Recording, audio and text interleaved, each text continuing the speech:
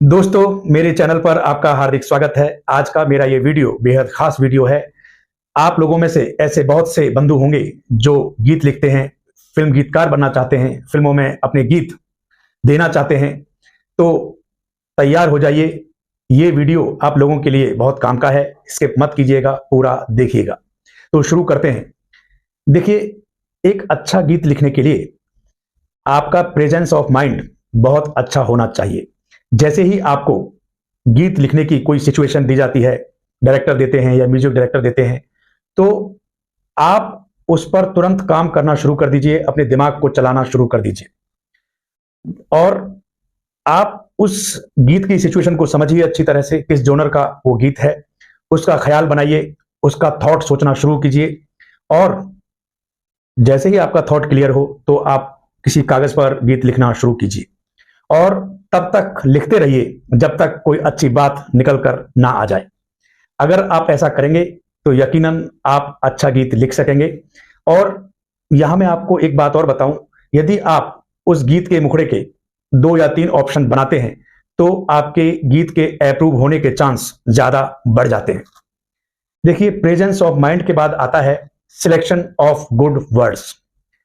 आप अपने गीतों में अच्छे शब्दों का, अच्छे लफ्जों का चयन कीजिए।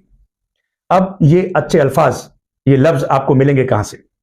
ये लफ्ज आपको मिलेंगे अच्छा साहित्य पढ़ने से, अच्छे कवियों को, अच्छे शायरों को पढ़ने से, नए और पुराने गाने सुनने से। यहां से आपको अच्छे लफ्ज मिलेंगे। आप जब इस प्रक्रिया से गुजरेंगे तो आपके गीत लेखन का जो स्टैंडर्ड है वो वाकई ऊपर की तरफ जाएगा, काफी बढ़ेगा। दोस्तों, सिलेक्शन ऑफ गुड वर्ड्स के बाद आता है लैंग्वेज, यानी आप जिस भाषा में गीत लिख रहे हैं, वो कोई भी भाषा हो, हिंदी हो, पंजाबी हो, गुजराती हो, हरियाणवी हो, तमिल, तेलुगु, कन्नड़, कोई भी हो, आपको उस भाषा की समझ होनी चाहिए।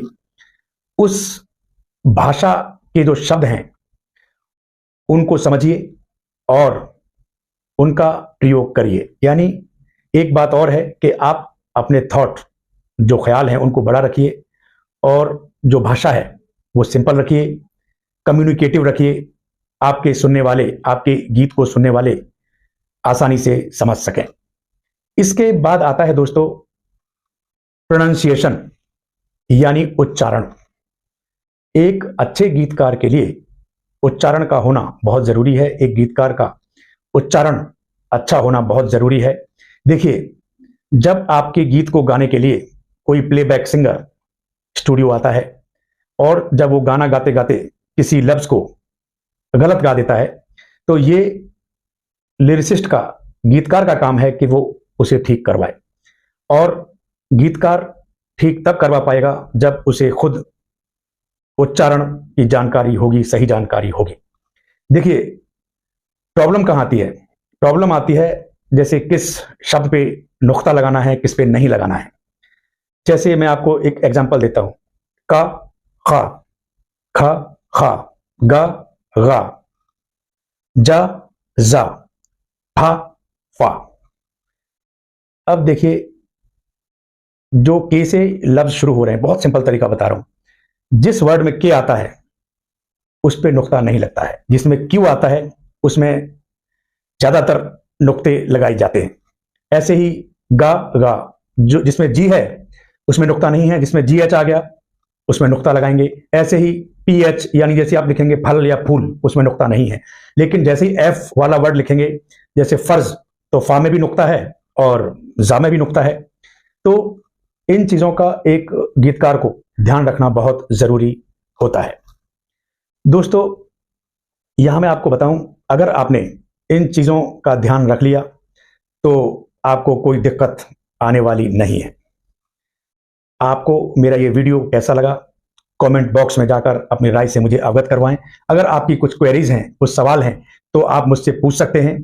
कमेंट करिए, मैं आपके हर कमेंट का जवाब दूंगा। दोस्तों, आज के लिए बस इतना ही। Stay safe, take care, Vande Mataram.